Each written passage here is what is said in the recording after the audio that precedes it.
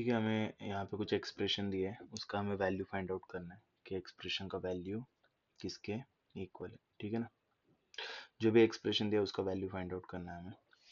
तो पहले तो अपन एक्सप्रेशन को लिख लेते हैं।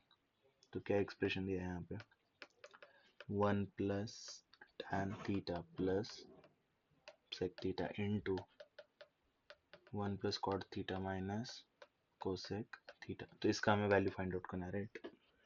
तो देखो, ये जो इवेल्युएट टाइप के क्वेश्चन होते हैं ना, उसमें अपन क्या कर सकते हैं, जो भी एक्सप्रेशन है उसको हम साइन कॉस में ब्रेक कर सकते हैं।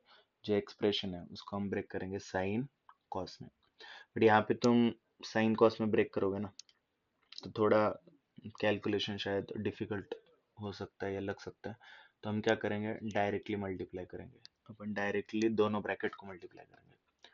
तो अपन ब्रैकेट को मल्टीप्लाई कैसे करते हैं, फर्स्ट ब्रैकेट में जितनी चीजें है वो दूसरे ब्रैकेट में जितनी चीजें सबके साथ मल्टीप्लाई होगा। मतलब वन वन को भी मल्टीप्लाई होगा, कॉट को भी मल्टीप्लाई होगा, कोसेक को भी, टैन वन को भी, कॉट को भी, कोसेक को भी, सिमिलरली सेक, तीनों के मल्टीप्लीकेशन में जाएगा। ठीक है ना, तो वही करना है हमें।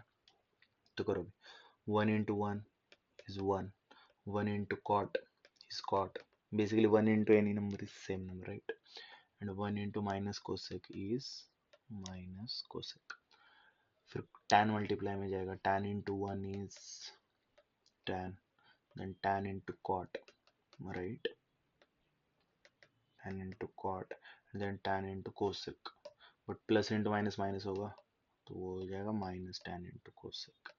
ओके, फिर फाइनल सेक मल्टीप्लिकेशन में जाएगा, sec into 1 is plus sec into cot is sec cot, and finally sec into minus cosec, that is minus plus into minus minus हो जाएगा तो sec into cosec बचेगा।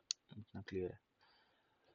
अभी हम क्या करेंगे, जो भी एक्सप्रेशन दिए ना हमें उसको अपन साइन कॉस में ब्रेक करेंगे। जो भी एक्सप्रेशन है उनको अपन साइन कॉस में ब्रेक कर लेते, ठीक है।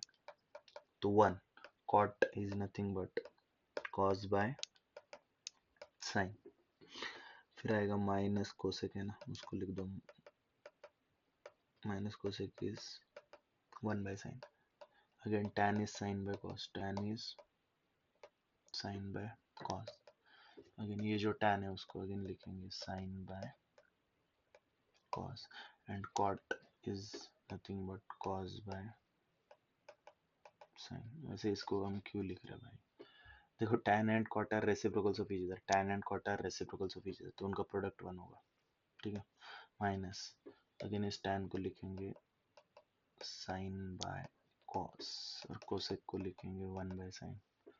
बेसिकली मैं क्या कर रहा हूँ, सबको साइन कॉस में ब्रेक कर रहा हूँ। And sec is 1 by cos, again sec is 1 by cos, and cot is cos by sin। काफी मेसी हो गए। sec is 1 by cos and cosec is 1 by sin। हमने पूरे एक्सप्रेशन को साइन कॉस में ब्रेक किया, ठीक है। देखो यहाँ पे अपन ऑब्जर्व कर सकते हैं कि कुछ चीजें कैंसिल हो रही है, साइन साइन डिवीजन में कैंसिल हुआ, कॉस कॉस डिवीजन में वो कैंसिल हुआ। दूसरा चीज, यहाँ पे हमें दिख रहा है -1 बाय कॉस है और यहाँ पे +1 बाय कॉस है, तो माइनस प्लस भी कैंसिल हो जाएगा पूरा।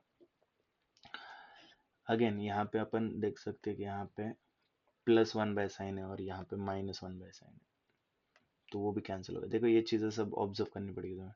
तो प्लस और माइनस ये भी कैंसिल हुआ, राइट। अभी बचा क्या तुम्हारे पास, ये 1 और ये 1 बन के 2, राइट। यहाँ पे कॉस बाय साइन, जो भी बचा उसको लिख दो,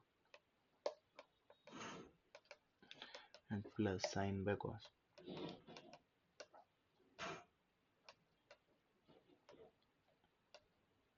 साइन बाय कॉस। और फिर क्या बचा हमारे पास, लास्ट ये एक टर्म बची ना।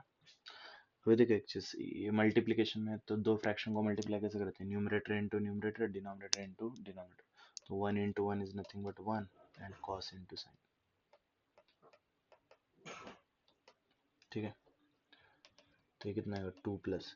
अभी इन दो फ्रैक्शन को मल्टीप्लाई करो, फ्रैक्शन को अगेन कैसे मल्टीप्लाई करेंगे, क्रॉस मल्टीप्लिकेशन से, सॉरी ऐड कैसे करेंगे, क्रॉस मल्टीप्लिकेशन से, this into this plus this into this upon this into this. तो कितना आएगा, cos into cos is cos square theta, sin into sin is sin square theta, and upon में क्या आएगा, sin into cos -1 cos into sine. ठीक है, अभी finally हमें पता है sine square theta plus cos square theta क्या होता है 1, तो उसको 1 से रिप्लेस कर दिया।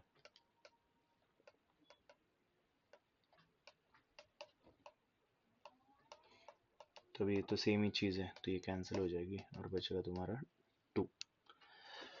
सो बेसिकली सिंप्लीफाई करने के बाद हमारा आंसर कितना है